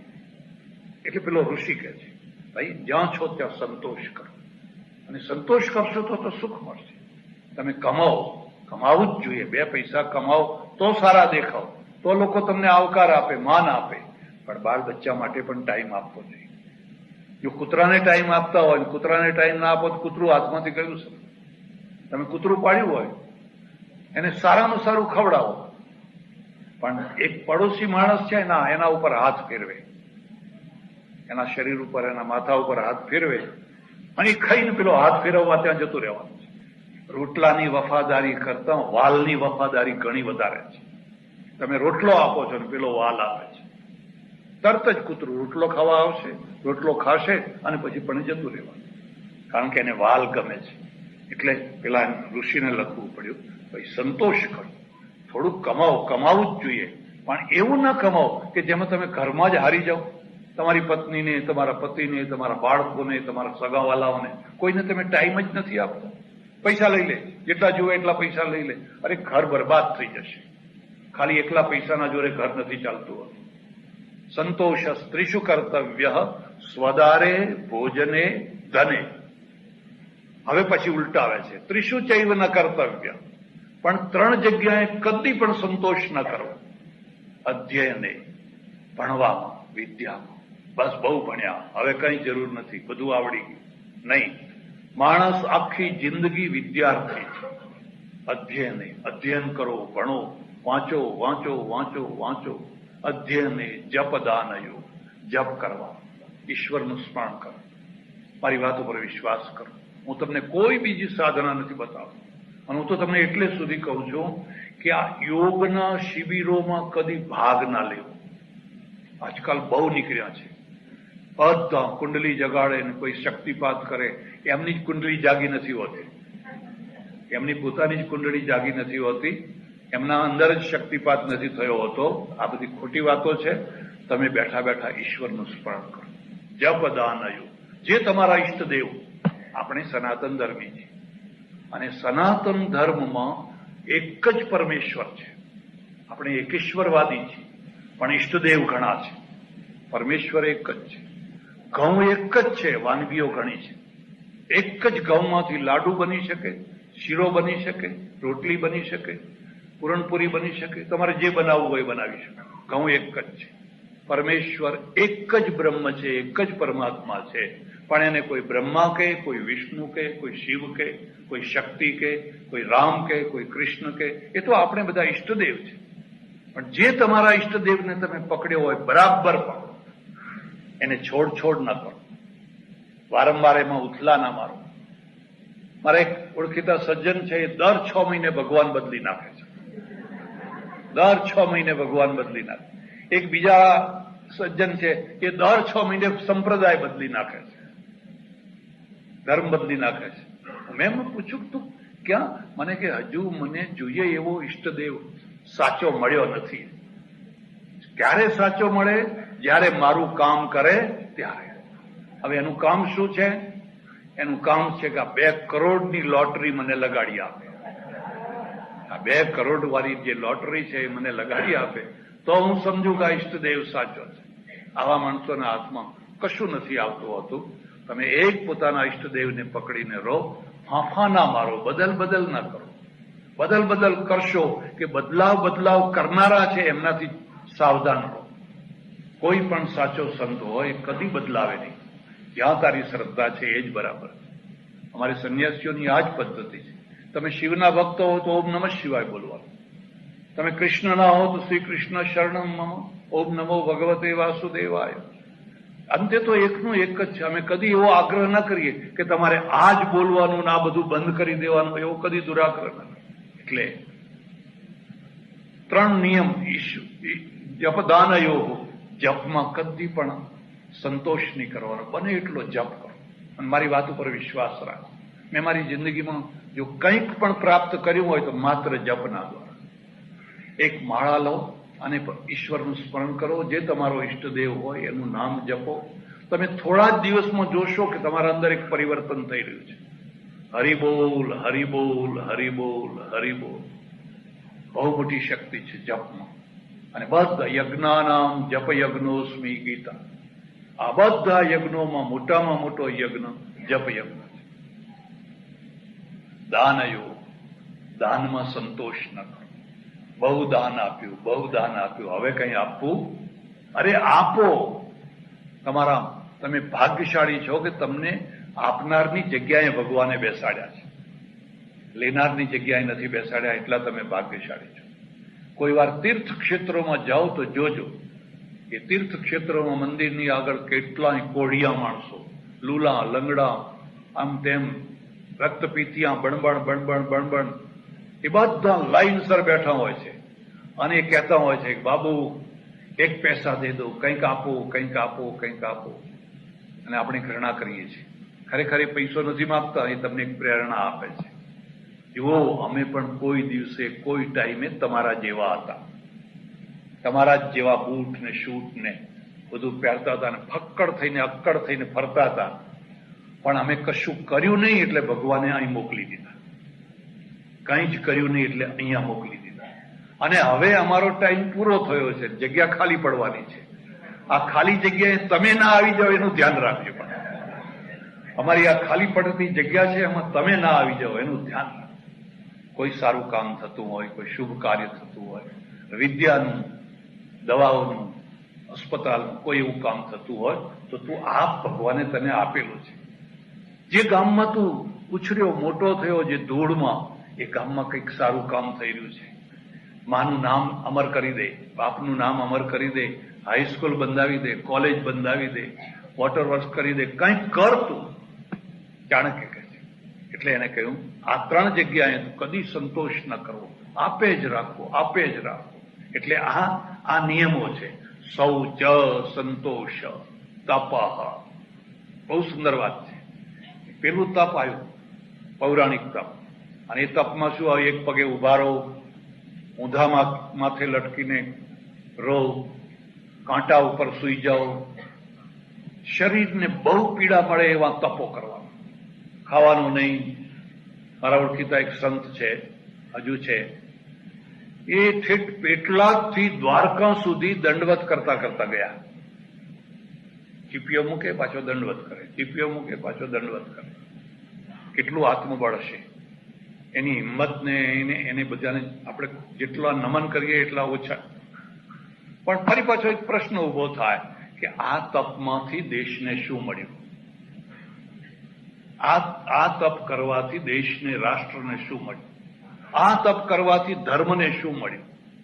આ તપ કરવાથી માનવતાને શું મળ્યું? જે તપમાંથી દેશને, સમાજને, રાષ્ટ્રને કશું મળતું નથી, કંઈ કરતા કંઈ મળતું નથી, એવા તપ કરવાનો શો અર્થ છે? કેટલાક લોકોને તમે જોજો તો ઠંડા પાણીએ નાહવાનું, શિયાળાની કડકડતી ટાઢ હોય તો ઠંડા પાણીએ નાહવાનું. ને કબીરને લખવું પડે છે, લાગો ભરમ કપાળ. એના કપાળમાં એક ભ્રમ લાગેલો છે. હું કાશીમાં રહેતો ત્યારે મારે એક ઓળખીતા બેન હતો, દક્ષિણ મહારાષ્ટ્રના હતા.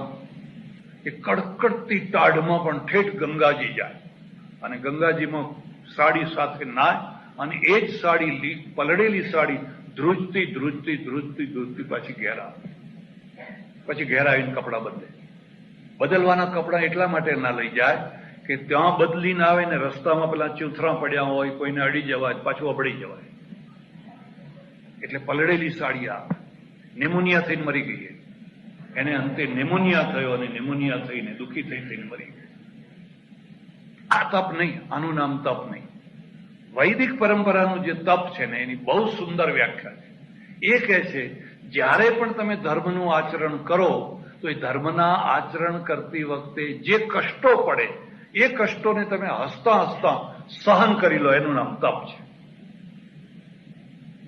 ધર્માચરણ કષ્ટ વિનાનું હોય જ નહીં, અને કષ્ટને તમે કેટલા હસતા હસતા સહન કરો છો.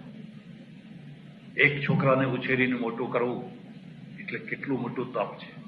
ગુફામાં બેસવું તો સરળ છે, એકવાર એક માં થઈને તો જોઈ જુઓ એ છોકરું કેવી રીતે ઉછરીને મોટું.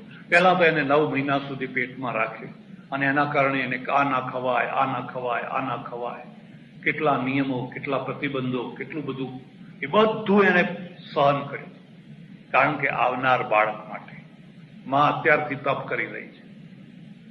અને જયારે બાળક થયું પછી એ જાગે ત્યારે એને જાગવાનું, એ ઊંઘે ત્યારે જ ઊંઘવાનું, એને આમ ફેરવવાનું, આમ ફેરવવાનું, ચીસા ચીસ કરતું હોય, બૂમા બૂમ કરતું હોય.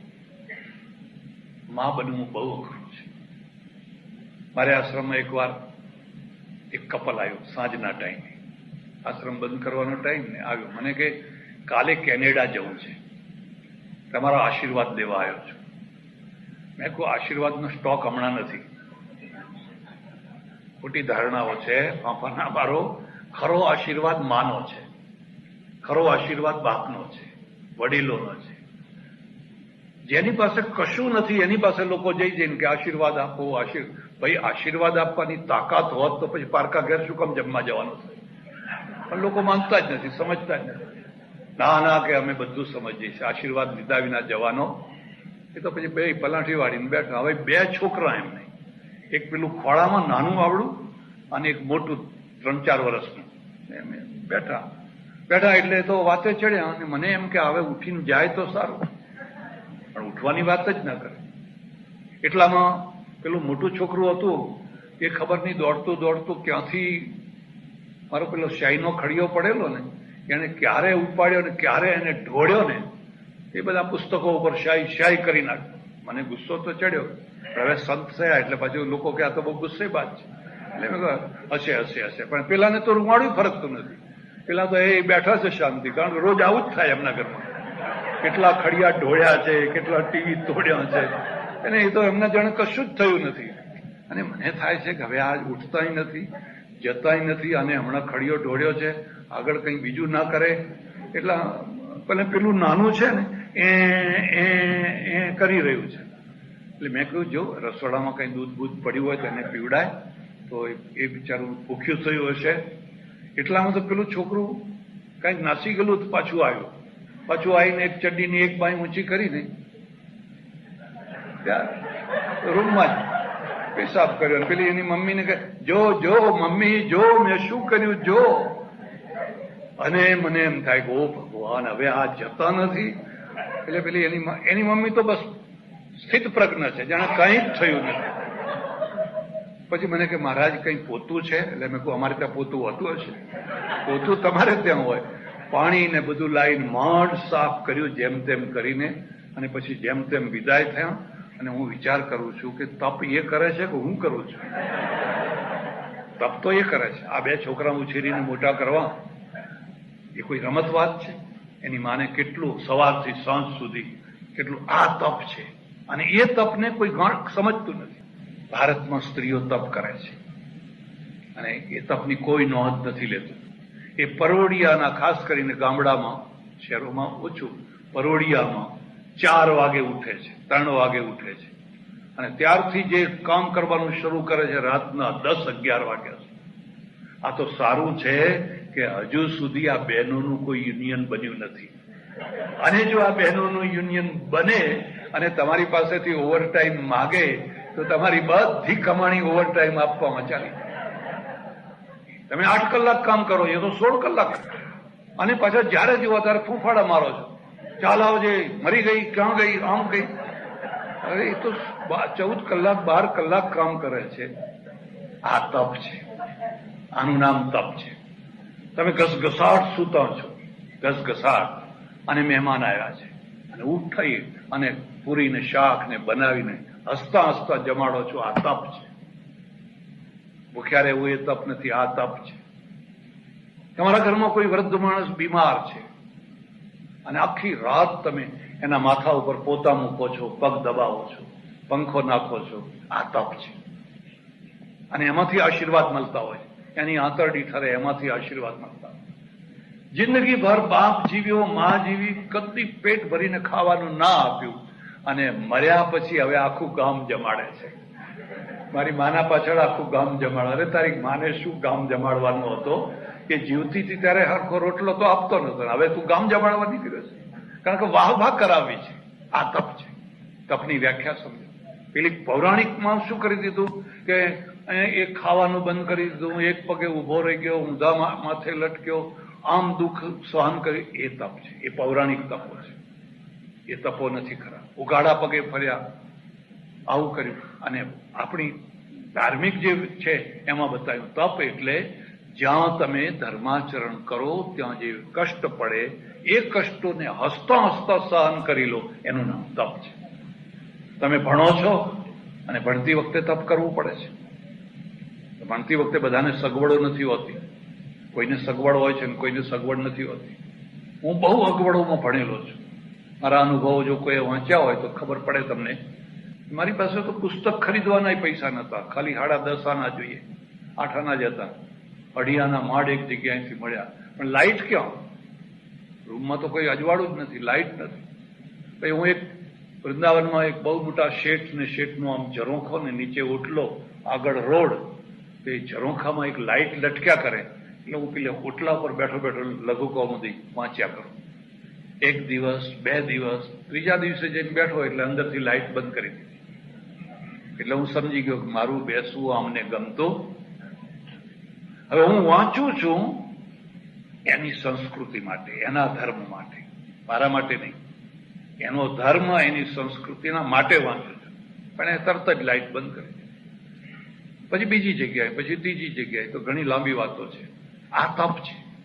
જે માણસ આ તપ કરે છે એને તપ માનવામાં.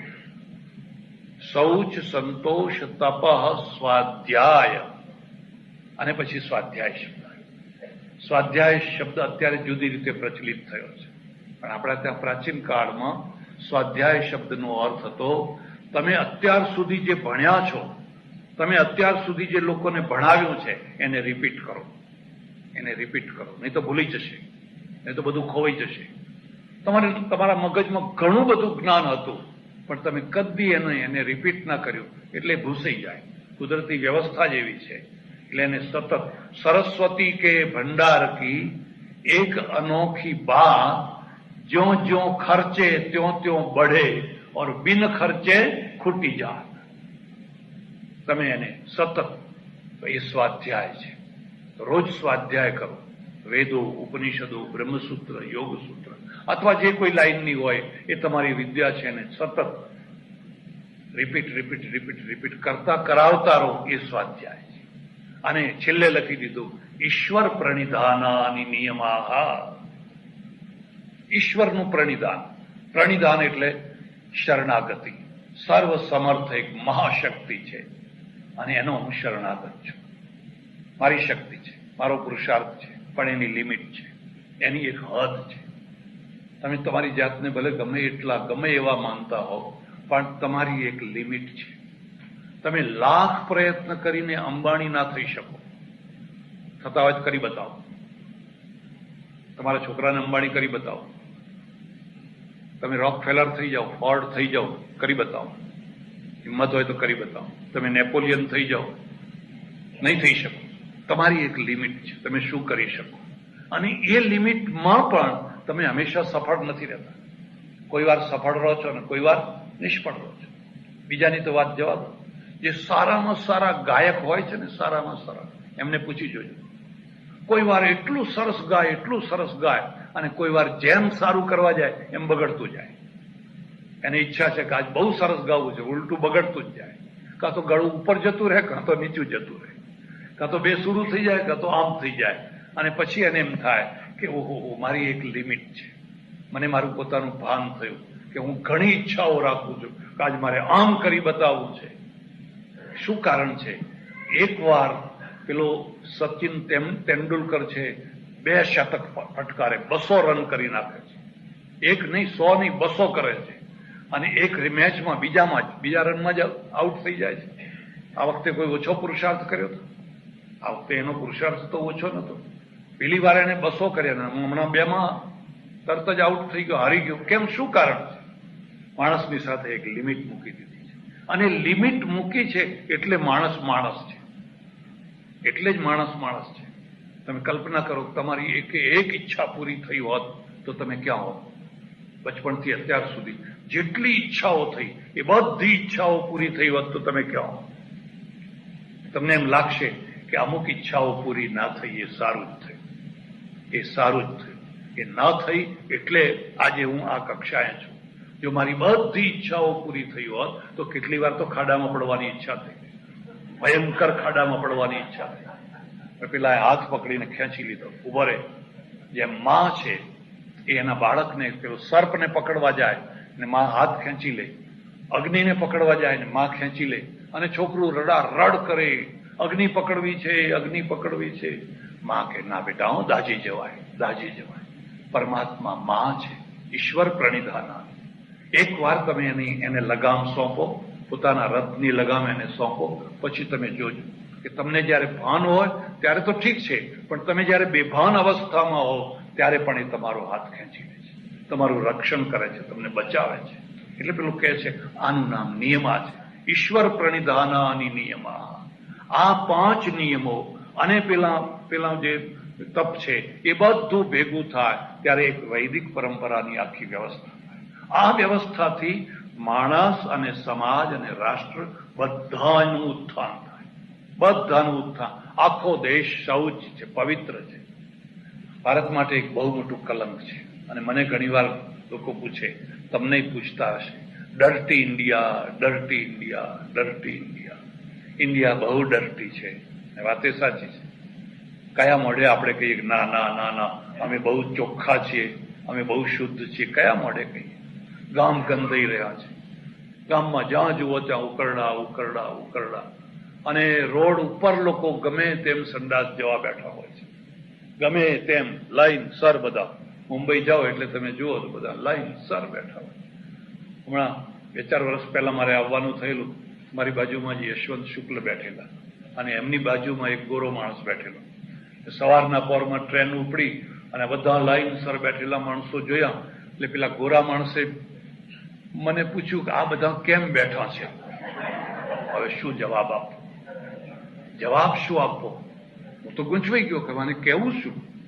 યશવંત શુક્લ બહુ હોશિયાર, એમણે કહ્યું કે આ બધા સવારની પ્રાર્થના કરવા બેઠા છે. હે? હવે આ કઈ સાચો જવાબ નથી, અને પેલાને ખરી વાતની તો ખબર પડવાની જ છે. પણ મારા મનમાં એમ થયું ઓહો, હવે મારે એક જ કામ કરવાનું છે, મંદિરો નહીં, ગામે ગામ સંડાસો બાંધો, ગામે ગામ સંડાસો.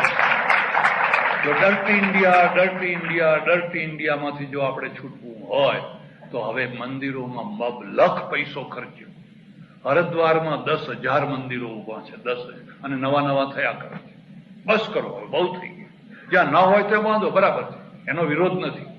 પણ હું તો એટલે સુધી કહું છું કે હવે જ્યારે પણ કોઈ એક માણસ મંદિર બાંધવા કોઈ એક વર્ગ તૈયાર થાય તેના પાસે 2 શરતો મૂકવાની. મંદિરની સાથે એક સ્કૂલ તો હોવી જ જોઈએ અને એક દવાખાનું હોવું જ જોઈએ. જે મંદિરની પાસે સ્કૂલ ના હોય કે દવાખાનું ના હોય એને મંદિર ના બાંધવા દેવું જોઈએ. કારણ કે મંદિરની પાસે અનિવાર્ય હોવું. તમારી જરૂરિયાત, તમારા પ્રશ્નો ઉકેલો. મેં નક્કી કર્યું બસ હવે આપણે સંડાસ જ બાંધવાનું કામ કરવું. અને બન્યું એવું કે થોડા જ દિવસોમાં અમેરિકાથી એક મારા ઓળખીતા સજ્જન આવ્યા. મને કે મારે 25 લાખ રૂપિયા ખર્ચવા છે, પણ મને સૂઝતું નથી કે મારે ક્યાં ખર્ચવા, એટલે હું તમારી પાસે આવ્યો છું. તમે અમને બતાવો કે મારે આ પૈસા ક્યાં ખર્ચવા. મેં કહું હું બતાવું તો ખરો, પણ તમને ગમશે નહીં. મને કે વાંધો નહીં ગમે તો બતાવો. મેં કહ્યું જો અમારે ગામે એક ગામ છે ને, 5-5, 10-10, 15-15 સંડાસ બંધાવી આપો.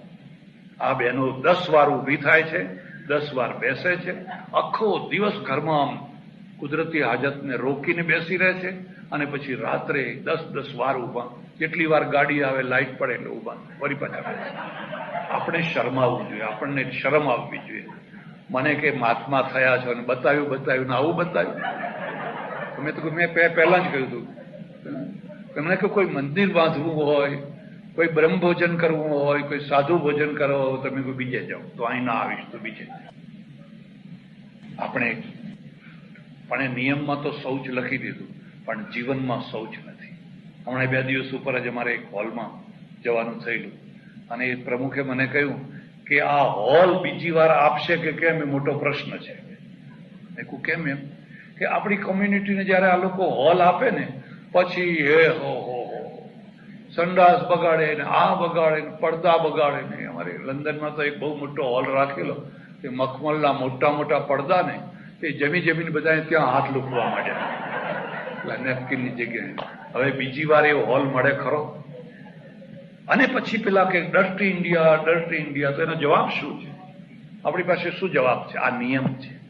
તમે કેટલા ઉપવાસ કરો છો ને કેટલા બીજા બધા વ્રત કરો છો એનું કોઈ મહત્વ નથી. મહત્વ આ છે તમે સૂચિ એટલે શૌચ કેટલું રાખી શકો, તમારા ઘરને, તમારા આંગણાને, તમારા કપડાને, તમારા ચહેરાને, તમારી આંખોને, બધાને, અને તમારા ગામને, તમારા રસ્તાઓને કેટલું રાખી શકો છો.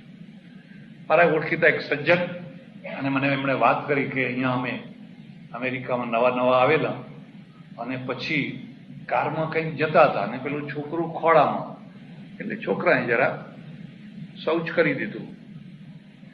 એટલે પેલા બેને છે ને આવા કાગળમાં લઈ અને પેલો કાચ ખોલીને ધડામ દઈને પાછળ ફેંક્યું ને, એ પોલીસની ગાડી આવતી હતી ને એના કાચ ઉપર જઈને પડ્યું.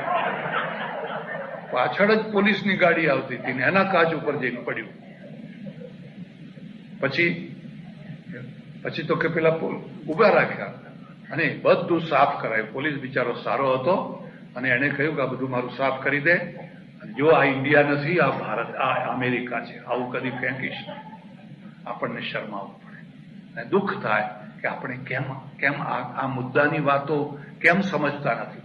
કોઈના ઘેર ઉતરો, એનું ઘર બગાડો નહીં, એનું સંડાસ ના બગાડો, એનો બાથરૂમ ના બગાડો, એના કપડા ના બગાડો, એના સોફા ના બગાડો, એની કોઈ વસ્તુને બગાડો નહીં, કોઈ વસ્તુને અડો નહીં. એટલું તો આમની પાસેથી શીખો. અને એ આપણા પાછા ધર્મમાં લખેલું છે. એમની પાસેથી શું? આપણા ધર્મમાં જ એ વાત લખેલી છે. શૌચ, સંતોષ, તપ, સ્વાધ્યાય, ઈશ્વર પ્રણિધાનાની નિયમા. આ નિયમો છે. એટલે સજ્જનો, વ્રત, ઉપવાસ અને નિયમ, આ ત્રણેય જીવનના ઊંચે લઈ જનારા અનિવાર્ય તત્વો છે. પણ એ ત્રણેય એના સાચા રૂપમાં મળ્યા હોય તો વ્રત કરવાના, પણ આવા વ્રતો નહીં. હવે આ છોકરીને સારો વર મળે તો પહેલા તો જીભ નથી, પણ હવે તો જીભ આવી ગઈ છે. પહેલા તો લોકો એવું કહેતા કે કન્યાને ગાય દોરે ત્યાં જાય, અને હવે કહે છે કન્યાને ગાય મન ફાવે ત્યાં. તો હવે તો કઈ રહ્યું નથી, હવે તો જીભ છે, અને જીભ છે તમારે સ્વીકાર કરવો પડે. જો અહીં રહેવું હોય તો ફરક કેટલો છે, હું કન્યાઓને પણ કહું છું, તમારી જે દૃષ્ટિ છે એ નાની છે.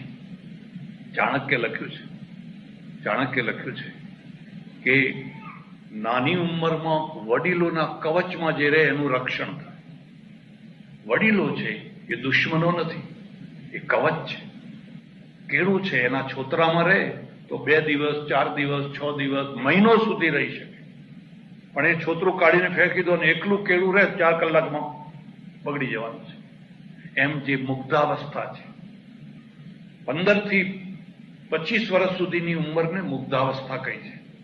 એ વખતે એને ભાન નથી હોતું કે હું ખાડામાં પડું છું, ક્યાં જઉં છું, શું કરું છું. એને અક્કલ નથી હોતી. પછી અક્કલ આવે ત્યારે ઘણું મોડું થઈ ગયું હોય છે. એ વખતે તમે મા બાપના કવચ મારો, અને મા બાપના કવચમાં જે રહેશે એ કોઈ દિવસ ખાડામાં નહીં પડે. એટલે એની ચોઈસ છે ને મા બાપની ચોઈસ છે. કન્યા તો રૂપ જોઈએ, બહુ રૂપાળો છે, પણ અંદર કસાઈ બેઠો છે. ઉપર તને રૂપ દેખાય છે, પણ અંદર જે કસાઈ બેઠો છે એ તને દેખાતો નથી. એ તો પછી એના ઘેર જઈશ ત્યારે દેખાશે. ને પેલા મા બાપ છે એને અંદરનું દેખાય છે, એની 7 પેઢી સુધીનું દેખાય છે. એટલે બંનેનો મેળ, એની ચોઈસ અને આમની પણ ચોઈસ, એ બંને ભેગું મળીને થયું હોય તો બેડો પાર, તો જય જયકાર થઈ જાય. એટલે નિયમ આ છે કે ભાઈ તમે તમારી એક વ્યવસ્થા, એક નિયમમાં રહો. આ વ્રત છે, પેલા વ્રતો નહીં. પેલા વ્રતો ઠીક છે, કરવા હોય તો કરો, ના કરવા હોય તો કંઈ નહીં, હું એને બહુ મહત્વ નથી આપતો. અને ઉપવાસનો અર્થ છે ઈશ્વરની સમીપ, હરતા ફરતા ઉઠતા બેસતા એક તાર ભગવાનની પાસે રહે છે. એક તાર, જ્યારે જુઓ ત્યારે એનો તાર રહે છે. બસ એના રોજ ઉપવાસ છે, 365 દિવસે ઉપવાસ કરે. અને પેલો ઉપવાસ કરીને પણ દૂર છે, ઉપવાસ કરીને પણ નજીક નથી, દૂર છે. એટલે આ ઉપવાસ છે અને આ નિયમો છે. એટલે સજ્જનો, જિંદગીમાં બને ત્યાં સુધી વગર જોતા કઠોર નિયમો ના લેશો. અને એક બીજી વાત તમને કહી દઉં, તો આ બહેનો નારાજ ના થાય તો, અને બહેનો નારાજ થાય તો એ વાંધો નહીં, કઈ બહેનો તો બહુ ઉદાર હોય. કદી પણ કોઈ વધુ પડતી ભગતાણીને ઘરમાં લાવશો નહીં. છોકરાના સાથે વધુ પડતી હોય ને એ ખાશે નહીં ને તમને ખાવા નહીં દે. એ જયારે જુઓ ત્યારે ફર ફર ફર ફર ફર ફર ફર. હા, થોડું ભજન કરે, થોડું નિયમમાં, એ બધું બરાબર છે. પણ તો સવારથી ઉઠીને લે દેવ ચોખા, લે દેવ ચોખા, લે દેવ ચોખા, અહીં ચોખા ચડાવશે, અહીં ચોખા ચડાવશે, અહીં ચોખા ચડાવશે. સવારથી ફર ફર ફર ફર ફર કરે. અને ચોખા લાવનારો છે ને એ બિચારો ચોખા વિનાનો ઓફિસમાં જશે, એને ચોખા રાંધીને નહીં ખવડાવે. ધાર્મિકતા હોવી જોઈએ. પણ પહેલી ધાર્મિકતા એ છે આ ચોખા લાવનારને સારી રીતે જમાડ, તારા છોકરાને સારી રીતે જમાડ, પછી પેલા દેવોને ચોખા મૂકવા જજે. પણ પહેલા આ બધું બરાબર કર. હવે પેલો બિચારો અડધો ભૂખ્યો, અડધો કામ તેમ, અને ગમે તેમ આ બધું. મારે હું કચ્છમાં ભુજમાં રહું ને, 2 બહેનો આવી પ્રૌઢ ઉંમરની, 45-50 વર્ષની, અને બંને જૈન વાણિયા. આવીને મને કે મહારાજ, એક અમારે તો બહુ મોટો પ્રોબ્લેમ થઈ ગયો છે. મેં કહ્યું શું થયું છે? રાત્રે ઊંઘ જ નથી આવતી. એમ રાત્રે ઊંઘ જ નથી આવતી. કેમ ઊંઘ નથી આવતી? આ બહુ બહુ મોટો પ્રશ્ન છે. મને કે અમે વિપશ્યના કરવા જઈએ છીએ. એટલે પહેલા આવતી હતી, પણ હવે ઊંઘ નથી આવતી. મેં કહ્યું તમારા ઘરવાળાને ઊંઘ આવે છે? અરે એ તો કે પડ્યા એવા જ નાક વગાડે છે. એવું નાક વગાડે તો કિલોમીટર સુધી સંભળાય છે.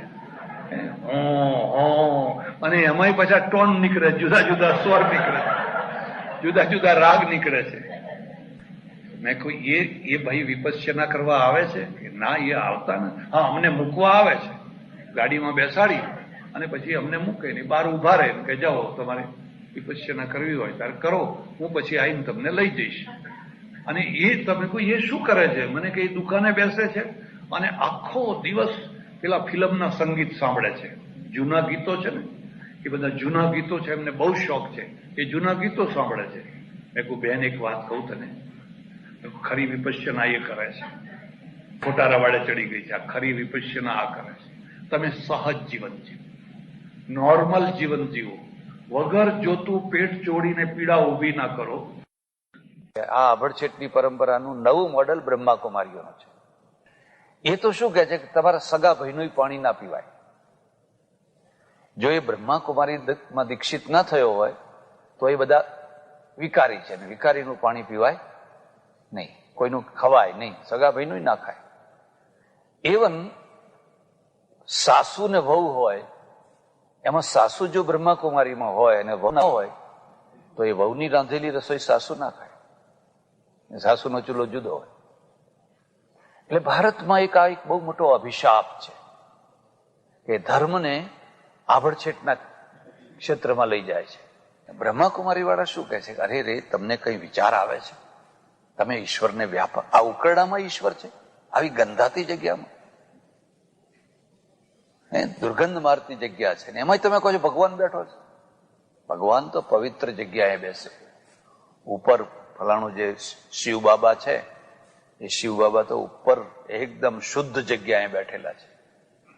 તો એમના માટે શું જવાબ છે કે ભાઈ ઉકરડો ગંધાતો છે એ આપણી રીતે ગંધાતો